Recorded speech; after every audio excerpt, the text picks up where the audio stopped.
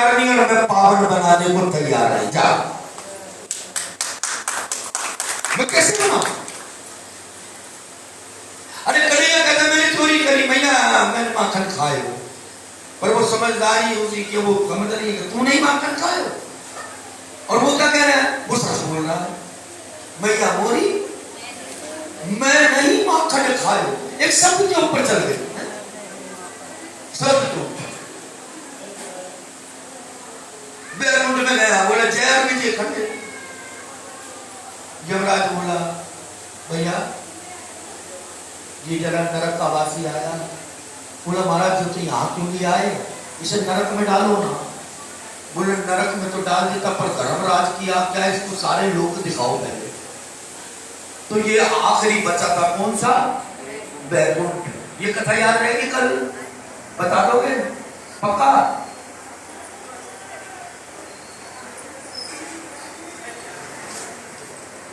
परसों किसी के यहाँ भिंडी बन रही थी घर में, और उसकी खुशबू उसका घर में गई तो उसको 5 दिन याद है, सिर्फ परसों भिंडी बनी थी ना,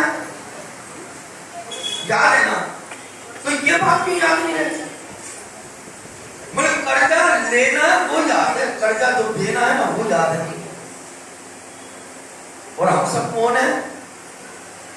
हम सब कौन है? कर्जदार तेरी दया का हूं इतना। खोलो आगे, खोलो आगे, खोलो। कर्जदार तेरी दया का हूं इतना।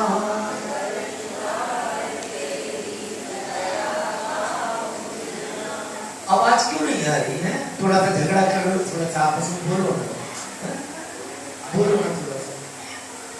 कर्जदार क्या बेहतरीन आवाज आ रही है ना? कितनी बेहतरीन आवाज आ रही है। कर्जदार तेरी दया का इतना।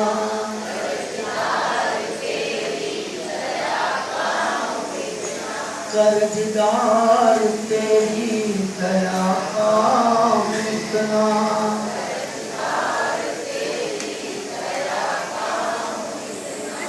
ये कर्जा चुकाने के काबिल नहीं हूँ।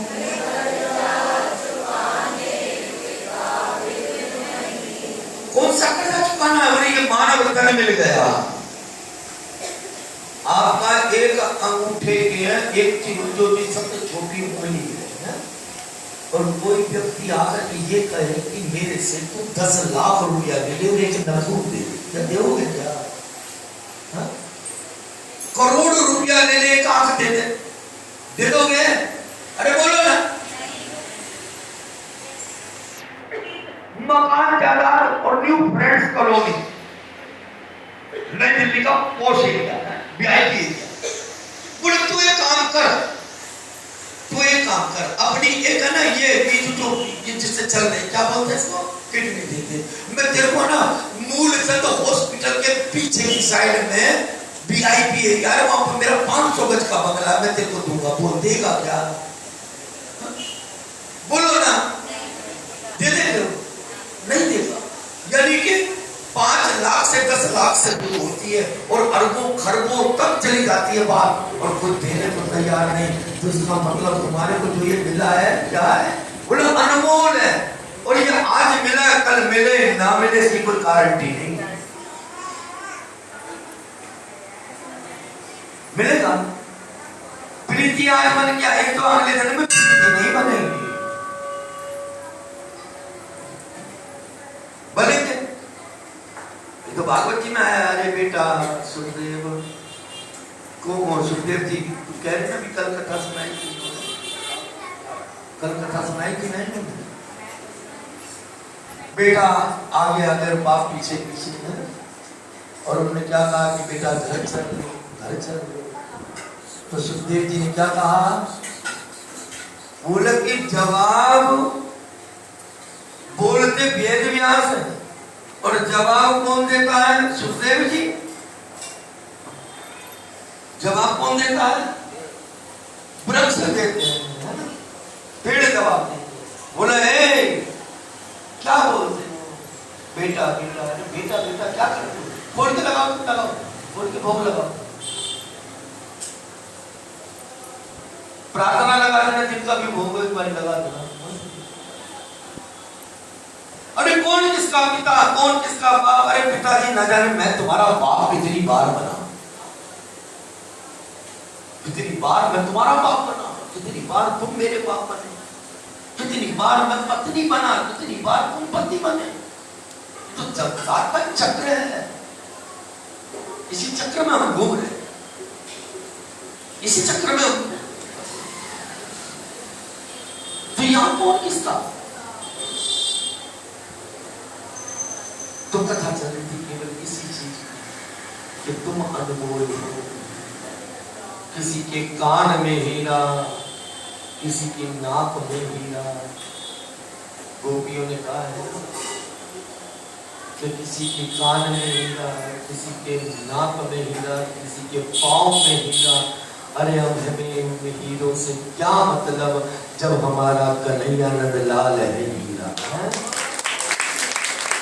बाकी बिहारी को नग बना लो और पहन लो उसको, ये कर्जदार है उसके कि प्रभु ये तेरे कारण ये शरीर मिल गया, और जब शरीर मिल गया तो राधा कृष्ण मंदिर के अंदर सत्संग सुनने को मिल गया। और इसमें बड़ी क्या,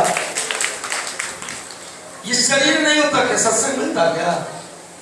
देवता ईर्ष्या करते हैं, देवता को भी जलन है कि हे प्रभु हमको ये स्वर्ग नहीं चाहिए। क्यों, बोले स्वर्ग में सब कुछ सुविधा है, एसी में सोते हैं, गल्लक का गद्दा है, सारे सुख साधन है, 56 भोग वहां पर भी है ना, सारी चीजों की सुविधा है प्रभु। पर एक कमी है क्या, सुख में सब कुछ मिल जाएगा परंतु सुख के अंदर परमात्मा का नाम नहीं मिलेगा, उसकी चर्चा नहीं मिलेगी। इसलिए कुंती कहती है सुख के माथे सिल पड़े। सिर किसको कहते हैं, पत्थर। सुख के माथे उपहासी आए। अरे नींद तो नहीं आ रही है तुम्हें, जमाई ममाई आ रही है। अच्छा सही से बताइए, थोड़ी देर के लिए किससे मुंह फोड़ने का मन कर रहा है, थोड़ी सी कोनी मोनी मारने का मन कर रहा है, गुस्सा आ रहा है किसी को, किसी से ऐसी जलन सी हो रही है कि थोड़ी बता दियो सच। ये बगल में चाहे दुश्मनी भी बैठा हो, जलन हो रही है, ईर्ष्या हो रही है, क्रोध आ रहा है, नहीं आ रहा। इसका मतलब तुम्हारा कर्म परमात्मा के चरणों में कट गया। क्योंकि क्रोध की अग्नि, काम की अग्नि, ये बहुत ऊंची वो है। उन्हें जितनी प्रज्वलित होगी, जितनी उफान पे आएगी, कोई ना कोई कर्म हमसे गंदा हो जाएगा। अभी मैं यहाँ पर बैठा हूँ, माइक के अंदर सत्संग हो रहा है, अगर शायद मेरे जीवन का बहुत बड़ा अनुभव है, मैंने कई बार देखा। और मैं तो सही बताऊं तो ठाकुर ने ऐसी कृपा, मैं तो इस लायक भी नहीं, फिर भी वो इशारा करता है, फिर भी वो इशारा, ये अनुभव है।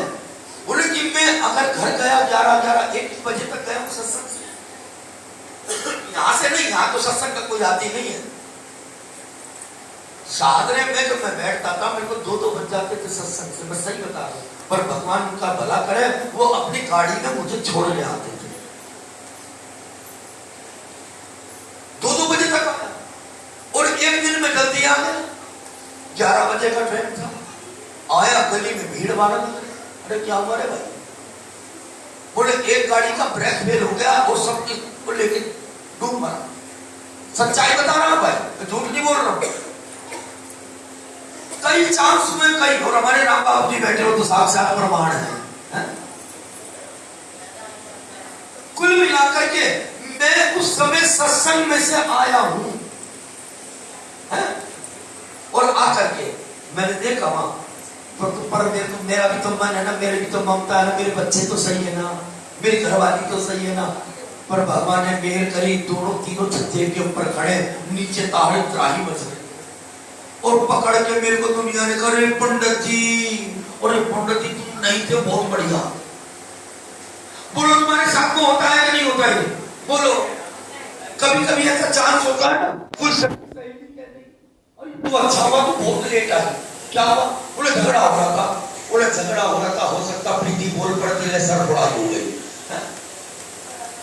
तो यहाँ पर जो बैठक है ना आप लोगों को तो ये लग रहा है कि पंडित बोल कर रहा है ना, ये कब बकवास बंद करेगा, कब हम घर जाएंगे, है थोड़ी देर लेटेंगे, एसी चलाएंगे। पर ये समझ के चलना, जितनी देर में रोकने की ताकत नहीं, ये तुम्हारा कर्म तुमको रोक करके बैठा है। चिंता मत करना, तुम्हारे कर्म की काट में तुम्हारे दरवाजे पे लगा, ये कर्म की काट है। अगर मैं चला जाऊं, मैं झगड़ा मत जाए, तो कर्म मेरा काम कर गया। और जो सुनने से भी और कहने से भी ना सुधरे ना, तो एक बात समझ के चलना, अपने परिवार में हो, पड़ोस में हो, यारी दोस्ती में हो, सखी सहेली में हो, संबंधी गणों में हो, किसी में भी हो, अगर समझाने से कोई ना समझे ना, तो एक कृपा करना, अपनी आवाज को बंद कर देना। क्यों? क्योंकि जितना तुम उसको समझाने की कोशिश करोगे, उतना उसका कर्म उसको धक्का मारेगा, धक्का मारेगा। कर्म से भगवान भी नहीं बचेगा, कर्म से दशरथ नहीं बचा तो हमारी क्या बात है? कर्म से भगवान नहीं बचा, कर्म से राम नहीं बचा, कर्म से जानकी नहीं बचा। एक जंगल में जाकर के जन्म देती है बच्चों, कर्म से। एक राजकन्या होकर के भी जंगल की घाट छानती है, कर्म की बात है, सब कर्म की। और कर्म ऐसा करो, जैसे अभी कथा चल रही थी कि कर्म भी हमारा ऐसा हो, तो कम से कम वो धर्मराज हमारे चरणों के अंदर प्रणाम करे। और जैसे हम ठाकुर का उत्सव मनाते हैं, ऐसे वो परमात्मा भी हमारा उत्सव मनाए, ऐसा हमारा कर्म, ऐसा कर्म। और जब वो कर्म हमारा अच्छा होगा, तब जाकर के क्या होगा? अभी बैकुंठ की बात आई है ना, तो बैकुंठ किसको कहते हैं? जहां पर बुराई निकल गई और प्रभु तुम्हारा घर बैकुंठ बन जाएगा। आप समझ में, कथा समझ में आई? तुम्हारे तो नहीं आई ना, जो अभी परिवार की ओर ये कथा नहीं समझ में आई, ये ध्यान रखना, एक माचिस की भी कीमत होती है। क्या 1 रुपए की चीज है, उसकी भी कीमत है। जब समय पड़ता है ना और वो चीज नहीं मिलती तो बड़ा क्रोध आता है। अभी घर में जाएंगे, टीवी खोलेंगे, रिमोट कहाँ है? कितनी कभी समझाता है बाबू को, कितनी बात कर दिया, कितनी गाली कर दी, कितना सब कुछ कर दिया, नहीं समझ, रिमोट कहाँ है? रिमोट पर मर पड़े, लड़ पड़े। हो रहा है ऐसा? बोलो ना,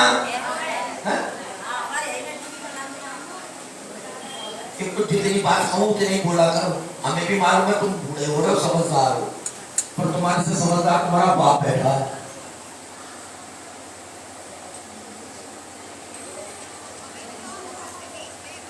वो भी बैठा है। उस व्यक्ति ने कहा हमने बैकुंठ का दर्शन करा, तो बोले जय विजय। बोला क्या हमें बैकुंठ तक तो आ गया, बैकुंठ तक तो आ गया, अब तो एक काम करो यार, जब बैकुंठ में जाए तो यहाँ पे मालिक का भी दर्शन करा दो ना। जब तुम उसकी कोठी में तो जाए, पर मालिक से नहीं मिल पाओ। यमराज पागल था बेचारा, क्या करता? तुम धर्मराज की आज्ञा है, और जो धर्मराज की आज्ञा मिली, बोला गैर विजय से, बोला भैया एक काम करो, जब सारी चीजें दिखा दी तो मालिक को भी दिखा दो ना। बोला ठीक है चले जाओ। यमराज पावन हो गया, किसका दर्शन करके? भगवान का। और जब भगवान का दर्शन करा तो भगवान मुस्कुरा के बोले कि बोलो यमराज कैसे आए? बोला महाराज मैं तो पावन हो गया। कैसे? बोले ये जीव, बोले ये जीव जो है ना नरक का वासी है। अरे ये नरक का वासी, बोले तू तो फिर यहाँ क्यों नहीं गया? ऐसे नरक में डाल। भगवान गुस्सा करने लगे, अरे यमराज तेरे को अकल नहीं है, बोले तो नरक के अंदर जाएगा, उसे ये बैकुंठ में क्यों लाया? इसको वापस नरक में लेगा। पर जो चालाकी संसार में जीते जी चलाई ना, वो चालाकी वहां काम कर गई। पर ये सत्संग काम आ गया, ये ध्यान रखना। मैंने कई बार कहा है, ये जो तुम्हारे को सत्संग मिल रहा है ना, ये कभी ना कभी अड़ी भीड़ में तुम्हारे काम आएगा। तुम उसके लिए समय निकालोगे, एक दिन वो समय आएगा, ये ठाकुर तुम्हारे लिए समय निकाल के खड़ा रहेगा। पक्की बात है, पर विश्वास होगा। विश्वास पति पे होता है ना, बेटों पे होता है, माँ बाप पे होता है, घर परिवार, एक दोस्तों पे विश्वास है। अभी एक बंदा बिहार में नहीं, मतलब एक दोस्ती के अंदर बताओ कितनी बड़ी रकम दे दी, है ना, उसमें विश्वास है। कुल मिलाकर उन्होंने कहा तू नरक में जा, इसको नहीं जा। बोले महाराज चुपचाप बैठे रहो, है अधिकार आप लोगों को भगवान से ऐसी बात कर लो, बोलो ना, मतलब चुपचाप बैठे रहो। मैं कई बार कह दिया इस बात को कि अधिकार को पाया जाता है, अधिकार को छीना नहीं जाता। और जो छीन के अधिकार लेता है वो 4 दिन का चलता है, उसके बाद खत्म। अधिकार को पाया जाता है।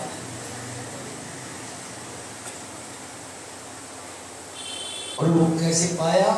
बोले भगवान आप चुप रहो, बैठे रहो किसी आसन पर। बोले क्यों? बोले तेरे को नरक में जाना है। बोले महाराज मतलब ही नहीं होता मैं नरक में चला जाऊं। बोले वो कैसे? बोले मैं जीव हूं और आप ब्रह्म है, इन दोनों में से कोई तो झूठा है, या तो तुम ही झूठे हो। प्रेम से कहो जय श्री राम। कौन झूठा है? भगवान। भगवान झूठा है ना? नहीं। बोलते क्यों नहीं? तुम सच्चे हो तो कौन सच्चा है? अरे भगवान सच्चा है या हम सच्चे हैं? भगवान सच्चा है, पर वो कैसे? अभी इतनी बड़ी बात उसने कह दी, ए महाराज तुम झूठे बोलते हो, हैं? अब भगवान चक्कर में पड़ गए, ये जीव मेरे को धमकी दे रहा है, क्योंकि जो आदत इसकी वहां थी ना, वही आदत उधर है। और मैं बार बार कहता हूं, जब देश बदल जाता है ना, तो करेंसी अपने आप बदल जाती है। बदलती है कि नहीं? अरे तुम्हारा नोट यहाँ से कहीं और चलाओ, अमेरिका जापान ऑस्ट्रेलिया ऑस्ट्रेलिया जहां पे भी जा रहे हो, वो क्या चलेगा? क्या करेंसी बदल जाएगी? जो चीज तुम्हारी आदत यहाँ बनी है वो वहां नहीं चलेगी। पर वो कब चलेगी? बोले जब तुम सत्संग में आना शुरू कर दोगे। सत्संग में आना शुरू करो। उन्होंने कहा अरे ये क्या बोलता तू, तेरे को अकल नहीं? बिल्कुल। बोले महाराज आप झूठे हो। बिल्कुल। भगवान बोले ये मेरे को झूठा बता रहा है, ये पहला प्राणी आया, ये पहला प्राणी है। बोले भाई ऐसा तो सच बता कि मैं झूठा कैसे और तू सच्चा कैसे? बोले महाराज या तो है ना मैं झूठा हूं या आप झूठे हो, पर मेरे को इस समय आप झूठे लग रहे हो। आपके ही शब्द हैं कि जन्म को होए जीव होए जवाई और जन्म कोटि अदनास ही दवाई। बोले महाराज मैं तुम्हारे सामने आ गया तो नरक का मतलब ही नहीं होता। बताओ हुआ तो नहीं हुआ? अरे जब तुम ही कहते हो कि सन्मुख होए जीव, यानी कि मेरे सामने ये जीव पतित पावन भी बन कर वो पतित भी बन के आएगा, चोर भी बन के आएगा, चक्केसा भी बन के आएगा, मेरे सामने आने की देर है, पावन करना तो मेरा काम है, मेरा काम है। तो वो जीव गलत नहीं बोला, क्योंकि ये असर सत्संग का है, इसलिए सत्संग की जरूरत है।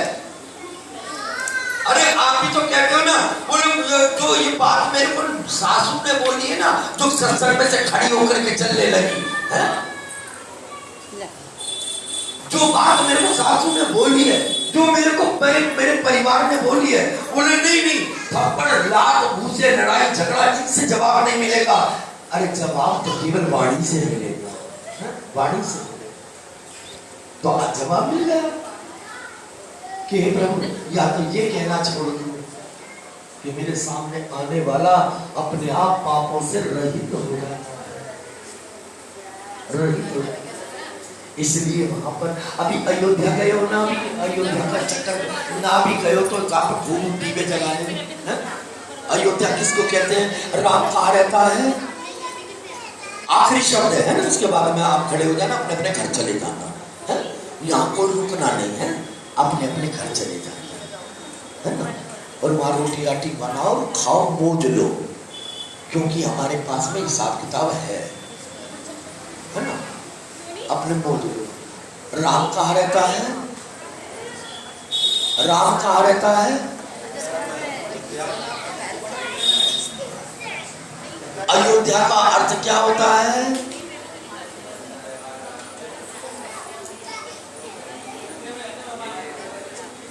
अब सुन लो, राम कहाँ रहता है ये शब्द है। अब ये प्रश्न पूछा है, राम कहाँ रहता है? अयोध्या में। आपने कहा अयोध्या, ठीक है ना, तो अयोध्या के अंदर ही क्यों रहता है? अयोध्या का अर्थ क्या है? जहां पर तुम्हारे अंदर योद्धापन ना हो।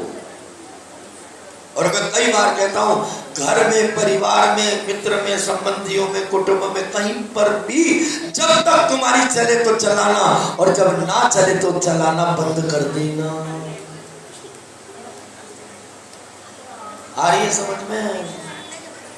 जब 50 के बाद में लांग कर जाओ, 60 पे पहुंच जाओ, तो बस केवल इतनी बात रखना, इस सर्विस सेंटर में आते रहना, तो तुम्हारी सर्विस होती रहेगी। घर में चलाने की कोशिश करी तो सच बता रहा हूं, घर में बैठे बैठे पिटेंगे। अब नहीं सुनेगा कोई। और मैं 60 साल का, क्या मैं चिहाड़ियों में भी चलने को तैयार हूं। ये बारी तो चाले ही कौन नहीं, और मैं चलावा। जब थारी चाले ही कौन नहीं तो खे चलाओ भाया, तो थारी चाले ही कौन नहीं। मैं डूब कर मर जाऊं, मर जाऊं, मैं जमुना जी में कूद जाऊं, जा कूद। और तुम पर यह भूल जाइए अब तेरी चलेगी। क्यों? क्योंकि प्रजा बदल गई। प्रजा बदल गई। दाढ़ी बना करके है, और सेंटिमेंट लगा करके है, और जरा परफ्यूम वगैरह अच्छा लगा करके है, और जब दूसरे को तुम रिझा रहे हो तो ये समझ के चलना, जो परफ्यूम लगाने वाला और अपने वो मोदी कटिंग करवाने वाला है, अब वो सोचे कि मैं बाप की सुन ना ना, तुमने घास तो होती है, सारा जीवन तुमने घास होती है। बजा कुल मिला करके बोले जब तक चले चलाना, और जब ना चले तो चलाना बंद कर देना। अयोध्या कौन? बोले जहां पर तुम्हारे अंदर से ये योद्धापन खत्म हो गया, और जिस दिन ये योद्धापन खत्म हो गया, तुम्हारा वही घर, जो ही तुम रहते हो, वही तुम्हारा घर, वही तुम्हारा गृहस्थ। अयोध्या जाने की जरूरत नहीं, वही तुम्हारी अयोध्या बन जाएगा, अयोध्या बन जाएगा। परंतु एक बात याद रखना, भगवान का जन्म अयोध्या में नहीं होता। राम कहाँ आता है? अवध में। और अवध किसको कहते हैं? वो लोग मन से, वचन से, कर्म से, जहां से सत्संग चला था वहीं पहुंच जाओगे। मैंने क्या कहा था? मन सा वाचा कर्मणा, मन, वचन और कर्म से जो ठाकुर की सेवा में है, जो परमात्मा की सेवा में है, तो यही समझ के चलना, उसी के घर अवध हो जाएगा। और अवध का मतलब क्या? कि जहां किसी प्रकार की कोई हिंसा ना होती। हिंसा का मतलब समझते हो? झगड़ा ना होता हो। जहां हिंसा नहीं वहां राम है, और जहां पर योद्धापन नहीं वहां पर राम है। और राम जानकी सहित विराजमान है, क्योंकि जहां पर भक्ति है वही भगवान है। और आप बार बार जो ये बात कहते हो ना कि भगवान अब तो मुक्ति दे दे, अब तो मुक्ति दे दे, तो ये भागवत जी का ये सूत्र है। अरे मुक्ति के पीछे भिखारी मत बनो। मुक्ति किसकी दासी है? मैंने पहले बताया था, किसकी दासी है? किसके चौका बर्तन करती है मुक्ति? मुक्ति भक्ति की नौकरानी है। और जब नौकरानी को पकड़ो, इससे बढ़िया तो मालिक को पकड़ लो ना। है? अरे किसी चपरासी को पकड़ो तो कोशिश क्यों नहीं करते कि डायरेक्ट मालिक से मिलो? यानी कि मुक्ति किसकी दासी है, किसकी नौकरानी है? भक्ति की। और जिसके पास में भक्ति है तो मुक्ति के लिए भीख नहीं, अरे मुक्ति तो तुम्हारे दरवाजे पे खड़ी है। बस जय श्री राधे। कल का सत्संग होगा। श्रीमन नारायण नारायण नारायण श्रीमन।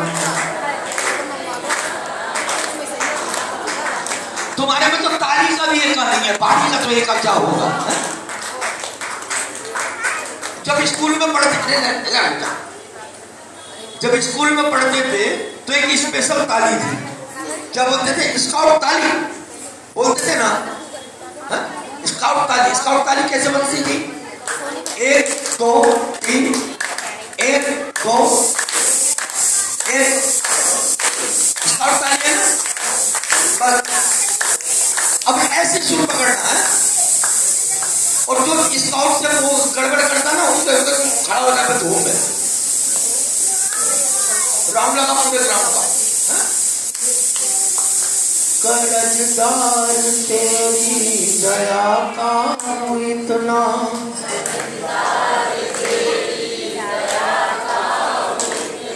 ये कर्जा चुकाने के काबिल नहीं हूँ,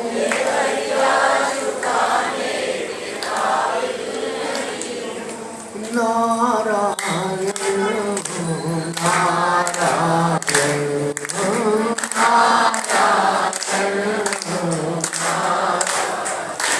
जीवन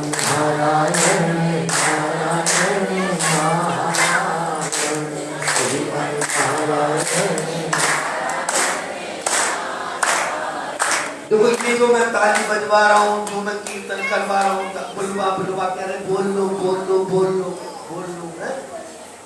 और यहाँ सबको सूचना मिल भी गई होगी शायद, सबको सूचना मिल भी गई होगी शायद, और जिसको ना भी मिली हो तो वो भी सुन लेना। मैंने अभी कहा है कि भगवान को भुलाने के लिए स्तुति करनी पड़ती है, और बड़ी खुशी की बात है तुम्हारे इसी मंदिर राधा कृष्ण मंदिर तुलसी राम आश्रम में, और बहुत बड़ा एक लीला परमात्मा की होने जा रही है जो कभी स्वप्न में भी नहीं सोचा था। ये सच्चाई है। भागवत जी के अंदर प्रहलाद जी के लिए भगवान खंबे में से प्रकट हुए, और तुम लोगों से खुश होकर के क्योंकि तुम 2-2 घंटे 4-4 घंटे सत्संग सुनते हो ना, तो भगवान को भी कृपा बनी, और भगवान ने भी सोचा भागवत में तो प्रहलाद के लिए मैं खंबे से प्रकट हुआ, और इस राधा कृष्ण मंदिर में भक्तों के लिए मैं दीवार से प्रकट होगा। कौन है खंबे से प्रकट हो गए? कौन है? भगवान। एक आवाज में बोलो, नरसिंह भगवान। अब मैं कैसे बोलूं? पहले मैं बोलूं उसके बाद बोलना है। हे प्रभु, हे प्रभु। अरे अपने आगे को खोल लो रे थोड़ा सा। हे प्रभु, हे प्रभु, हे प्रभु, हे दीनानाथ, हे करुणा के सागर, हे पतित पावन, हे वैकुंठ वासी, हे क्षीर सागर में वास करने वाले, हे मेरे प्रभु, हमारी भक्ति हमारे को नहीं आती, हम भक्ति के मार्ग पर नहीं है। बोलो, स्वीकार करो। हे प्रभु, हम भक्ति के मार्ग पर नहीं है, हम नहीं है। हे प्रभु, ऐसी कृपा करो, ऐसी कृपा करो कि आप हमारे जीवन में भक्ति का प्रादुर्भाव करो।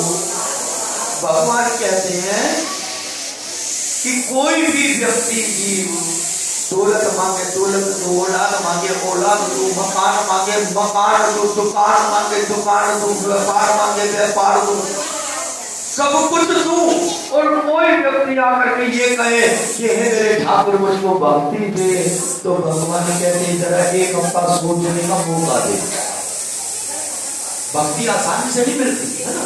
तो हे प्रभु, हे प्रभु, हमको मेरी दौलत में से,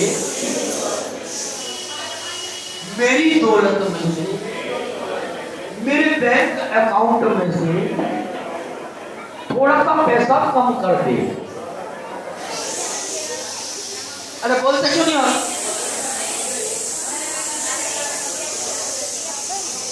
बोलो बोलो। अरे कम नहीं होगा, विश्वास रखो अपने बाप पे।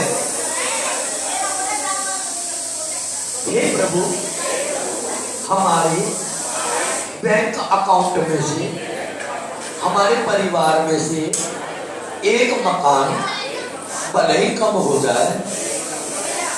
हे प्रभु, मेरा मकान जो 100 गज में है, जो गोकलपुरी में 3 मकान है, उनमें से एक मकान भले ही ले ले, तोड़ फोड़ दे, मुझे दुख नहीं होगा।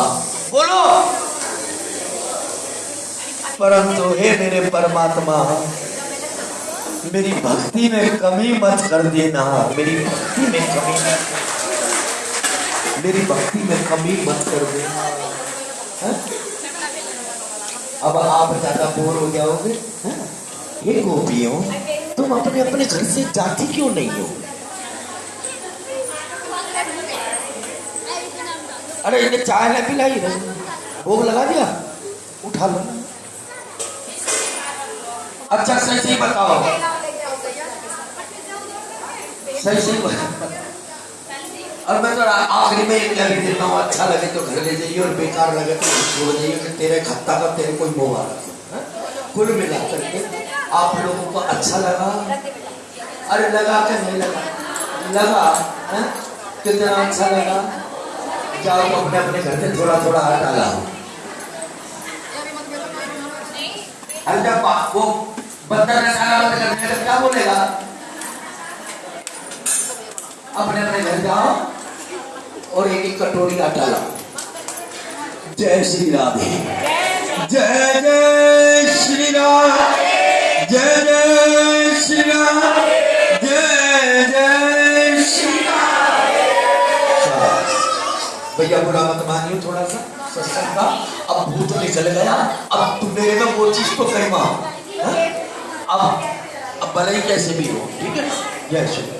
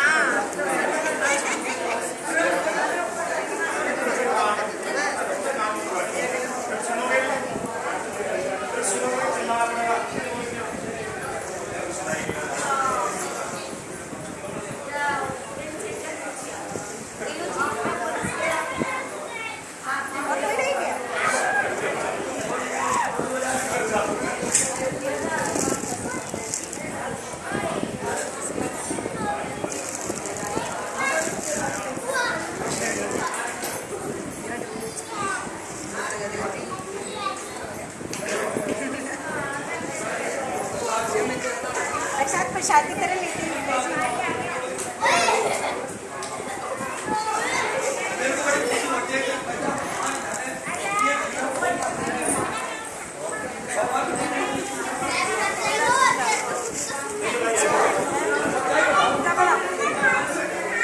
अब ये जो बनाया है ना, उसे मेरे को कैसे करोगे? यूट्यूब पे से लोड कर लेना। कौन सा यूट्यूब है आपका? विश्वनाथ छतरी। विश्वनाथ यूट्यूब पे विश्वनाथ छतरी सर्च करो, किसी को मिल जाए।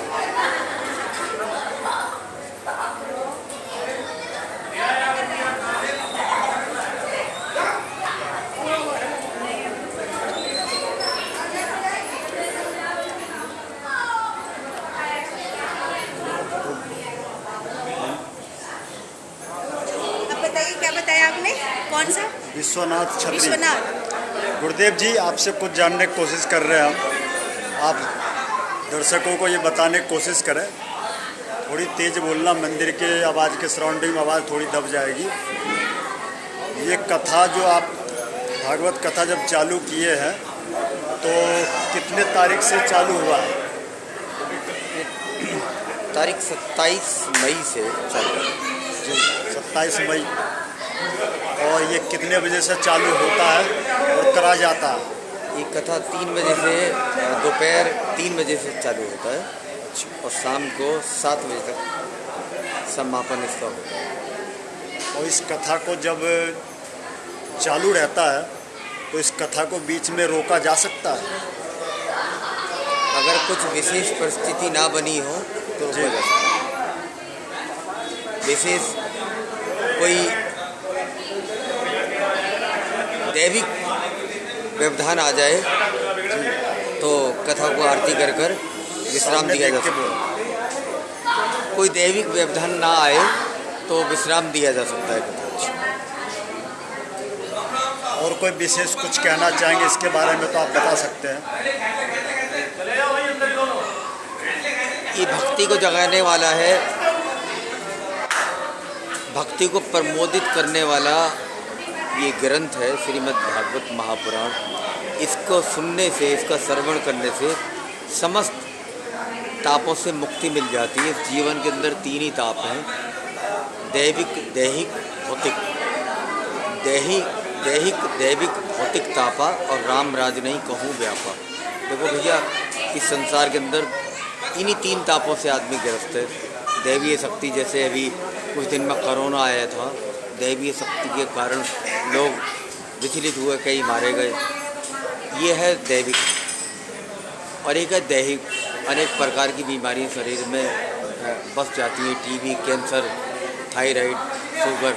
ये दैहिक बीमारी, इनसे भी आदमी इन तापों से भी त्रस्त रहता है। और एक है भौतिक ताप कि मेरे घर में तो साइकिल भी नहीं है, पड़ोसी के घर में है कार, मेरे घर में तो छप्पड़ पड़े हुए हैं, उसका है 3 मंजिला मकान। तो आदमी दूसरों के दुख से इतना दुखी नहीं है, दूसरों के सुख से ज़्यादा आदमी दुखी है। तो दैविक और भौतिक तापों को नष्ट करने की सामर्थ्य श्रीमद् भागवत महापुराण ये कथा दैविक 3 तापों से मुक्त करती है। अच्छा, और इसमें विशेष कुछ अगर जो हम इस कथा में क्या चीज़ दिक्कत हो उसको दूर रखना पड़े, उसका कुछ नाम है? अर्थात मतलब इसमें कोई दिक्कत वाली बात अगर आ गई तो जैसे आपका ये जो आसन है, आसन को कथा चलते समय कोई टच करना चाहिए या नहीं करना चाहिए? नहीं, टच किया जा सकता है, लेकिन पवित्र भाव से, पवित्र हाथों से टच कर सकता है, इसमें कोई बुराई नहीं। जब कथा चलता है, आप कथावाचक जब इतना हर जगह कथावाचक का काम किए, कथा कर रहे हैं, तो कथा के समय अगर कोई बाहर से कोई पर्ची या लिस्ट बना करके आपको अगर देता है तो उसके बीच में आप उस चीज़ को बोल सकते हैं? बिल्कुल बोल सकते हैं। उचित होगा, अनुचित होगा तो नहीं बोलेंगे। उचित शब्द होंगे तो उन्हें बताया जा सकता है उनकी क्या अपेक्षा है। जब आप कथा करते हैं तो जब कथा आपकी चालू होती है तो उस समय बिल्कुल स्वतंत्र होकर के आप ये आसन पे बैठते हैं, और जब बैठ गए हैं तो पानी या कोई चीज़ का आपको सेवन करने का मन में विचार अगर आता हो, जिज्ञासा जग जाती हो, तो क्या आप उसको कर सकते हैं? कुछ दैवीय शक्ति ऐसी होती है, आसन पे बैठने के बाद कथा 8 घंटे भी चले तो भूख प्यास कुछ भी नहीं सताती। हर चीज़ से आदमी बल देती है, ताकत देती है। व्यास गद्दी के अंदर, व्यास पीठ के हमारी क्या हैसियत है जो हम कथा सुना सकें? बहुत से लोगों ने एक चीज़ और देखे हमने हर जगह, जहाँ पे कथा हो रहा है और करते हैं, कुछ तो 24 घंटे में ख़त्म कर देते, कुछ 5 दिन 7 दिन भी लगा देते। इसमें कौन सा मेन बड़ी विचार है? नहीं, देखिएगा, भागवत महापुराण के अनुसार कथा सप्ताह के अंदर 7 दिन में ही समापन करना चाहिए। और कथा तो विस्तृत इतनी है कि कई सालों में भी कथा समाप्त नहीं हो सकती। अगर 6 महीने भी मिल जाएं तो तब भी कथा समापन नहीं हो सकती। इस कथा को 10 साल भी हो तो तब भी कथा समाप्त हो। अथाह समुद्र है ये, इस कथा अथाह सागर है। तो मतलब आपका कहने का मतलब ये है, जो जो भी श्रद्धालु कुछ मन्नत मांगा हो, आपके आसन के पास आया हो, आपकी कथा सुन रहा हो, उसके मन में विचार आया हो, जो है लड्डू गोपाल जी, विष्णु जी मेरा भी ये मनोकामना पूरा करें, तो मैं भी इस कथा को मैं कराऊंगा। तो उसके अंदर वो कराने वाला जो श्रद्धालु है, उसके मन में ये भी विचार आता होगा जब मैं एक पाठ कराऊंगा या 2 पाठ कराऊंगा या पूरे पाठ कराऊंगा, इस हिसाब में कुछ दिक्कत तो नहीं आएगी। करने वाला श्याम और करवाने वाला श्याम, पहली बात तो अगर कोई सच्चे मन से श्रद्धा भाव से अगर कन्हैया जी के पास आता है, अपने विचार रखता है, तो ये कन्हैया उसकी बात को ज़रूर रखते हैं, उसकी मनोकामना को ज़रूर पूर्ण करते हैं। ये मेरा अटल विश्वास है। ये बात इतनी सत्य है जैसे रविवार के बाद सोमवार आता है। बहुत बड़ी बात कह दी है। दिल्ली क्राइम मोर्चा विश्वनाथ छतरी सीनियर क्राइम रिपोर्टर के पास ही टाइम मिलता है, खाटू श्याम दरबार में मैं आता हूं और इनके आशीर्वाद से मुझे इस चीज़ का दिखाने का समय मिला है। और जो ये लड्डू गोपाल जी हैं, इनके आशीर्वाद मेरे ऊपर बना हुआ, आप लोगों का मनोकामना पूरा करें, स्वस्थ रहें, मस्त रहें। और मेन विशेषता बात और मैं गुरुजी से जानने की कोशिश करता हूँ। आप जो गुरुजी आप ये बताइए, अब तक इस कथा को लेकर के कितनी बार कथाएं आपने की है? गिनती है? कोई गिनती नहीं।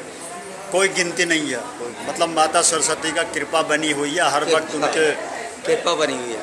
उनके कन्हैया जी की ऐसी अटूट कृपा है, ऐसी अटूट कृपा है जिसका वर्णन ये मेरी जिह्वा नहीं कर सकती। मेरी जिह्वा इतनी समर्थ नहीं है कि इनकी महिमा का वर्णन कर सके। अनेकों कथाएं मेरी चली हैं, किसी भी परिस्थिति में मेरी कथा कभी विराम या अच्छा नहीं लिया। और एक चीज़ और जानना चाहेंगे, आपका नाम हमने अभी तक दर्शकों को बताया नहीं है, आपका शुभ नाम पूरा क्या है? वैसे तो कंजूस का नाम और अपने गुरु का नाम और अपना नाम बार बार नहीं लेना चाहिए, ये शास्त्र कहते हैं। और अब किसी को नाम कहने के लिए कुछ तो शब्द होने चाहिए, तो हमारा नाम हमारे गुरुजनों ने स्वामी दीनेशानंद महाराज प्रस्तावित किया है। आज उसी नाम से ये समस्त जो है जनमानस हमें जान रहा है, स्वामी दीनेशानंद महाराज। दर्शकों, स्वामी दिनेशानंद जी जो है इस आसन पे लगा हुआ है और ये भागवत कथा यहाँ से करते हैं। और इसी आसन से कथा समापन अभी शाम को 6 बजे होता है, फिर दोबारा चालू होता है, आरंभ होता है। और उनके बाद ही बड़ी मुश्किल से टाइम मिला है, आसन से नीचे आए हैं, कथाएं भी हुई है, उस कथा को हमने पूरा रिकॉर्ड किया है। और फिर स्वामी जी से मैं बड़ी मिन्नत के बाद सामने मैं आपको कुछ बातें इनसे जानने की कोशिश कर रहा हूँ। अब हम चलते इनके पिछले हुए बीते हुए दिन कल की बात के बारे में इनसे जानेंगे, इनकी पढ़ाई के बारे में और इनके अंदर भागवत कथा और भक्ति से जुड़ने का मेन श्रद्धा कहाँ से और किस जगह से और क्या चीज़ दिक्कत आई जिनको ये मन में बसा लिया है। तो आप ये बताइए, आपको इस कथा करने में और आपके भक्तिक शक्ति में जुड़ने का क्या कारण है? मेरा अपना बिजनेस था आज से 40 वर्ष पहले, तो व्यापार मेरा खूब अच्छा चल रहा था। अचानक एक बार मुझे कथा श्रवण करने का अवसर प्राप्त हुआ और हालांकि मैं बहुत कम रखता हूँ पंडालों में, ऐसे ही दर्शन करने में गया था। दर्शन करने के बाद महाराज जी की वाणी और श्रीमद् भागवत के जो उपदेश थे और भागवत जी के जो श्लोक थे, वो मुझे इतने मेरे मन को अच्छे लगे। तो कथा समाप्त हो गई 3 घंटे के बाद, लेकिन मेरा मन नहीं भरा। तो मुझे याद नहीं कि मैं कौन से दिन गया था, लेकिन जब तक कथा रही तो तब तक सबसे पहले मैं पहुंचता था और सबसे बाद में मैं जाया करता था। और अब मेरा यही प्रण होगा, जब भी जहाँ भी कथा होगी मैं जाऊंगा। और जब से मुझे कथा का ऐसा भगवान की कृपा से ऐसा भगवान ने मेरे हृदय में ऐसी ज्योति जगाई, ऐसे हृदय में मेरे कथा बस गई, वास हो गया मेरे हृदय में। तो कथा सुनते सुनते सुनते सुनते सुनते सुनते मैंने अपना सब बिजनेस भी धीरे धीरे व्याप्त कर दिया, गुरु के शरण में पहुंच गया। और सेवा करने के बाद गुरुजनों ने मना जाने कि क्या कैसा आशीर्वाद दिया मुझे। मेरा नाम बदलकर स्वामी दिनेशानंद महाराज रख दिया और आज्ञा दे दी कथा करो। मुझे नहीं मालूम आपके गुरु भी हैं? आपका गुरु भी होंगे कोई? मेरे गुरु भगवान श्री कृष्ण जी। भगवान श्री कृष्ण जी। बस अचानक रात मेरे सपन में आए अचानक कि कथा का ध्यान करो, और ऐसी ज्योति प्रमोदित हुई मेरे अंदर। तो ईश्वर का नाम लेके मैंने कथा प्रारंभ की। मुझे नहीं पता मैं कथा में कैसा डूबा, कब शुरू हुई कथा, कब समापन हो गई, लेकिन लोगों ने मेरा उत्साह बढ़ाया। महाराज बहुत कथा में आनंद आया। तो दर्शकों, बहुत बड़ी बड़ी बात बाबा जी बताए हैं। बाबा जी, आपका पढ़ाई कहाँ तक हो सकता है? मैंने क्योंकि मैं म्यूजिक में लग गया, तो मैंने अपनी पढ़ाई इंटरमीडिएट तक की पढ़ाई, और इंटरमीडिएट के बाद मैंने अपनी पढ़ाई को छोड़ दी। बहुत अच्छी बात है, तब से भक्ति में आप आ गए हैं। और आप मैंने साथ में देखा था, आप तीन जने आए थे, 3 गुरुजन आए थे यहाँ पे। तो कैमरे में गए भी हैं, तो वो 3 जने कौन है, कुछ पता चलेगा? कुछ बताएंगे?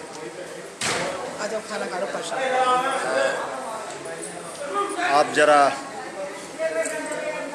दर्शकों, 3 देखे थे, यहाँ पे 2 दिखाई दे रहे हैं, तो इनके बारे में भी कुछ गुरुजी जानेंगे। माता जी कौन है? गुरु माता शकुंतला देवी जी। जी जी। और व्यास पत्नी श्रीमती शकुंतला देवी। अच्छा, तो इन माता का कौन से भक्ति में, शक्ति में, और क्या नाम है, इसमें जो कथा में इनका मेन योगदान रहता है, वो भी कुछ ये बता सकते हैं? ये गुरु माता ही बताइए। माता जी, आपको Delhi crime TV news Vishwanath छत्री यूट्यूब चैनल पे स्वागत है। आप अपने दर्शकों को कुछ कहना चाहेंगे? यही है कि मैं तो सनातन धर्म का प्रचार जी। करूं, और मैं इससे ज़्यादा कुछ नहीं कहना चाहती। बहुत अच्छी बात है। नमस्कार दर्शकों, बने रहे, स्वस्थ रहे, मस्त रहे। जय श्री राधे राधे।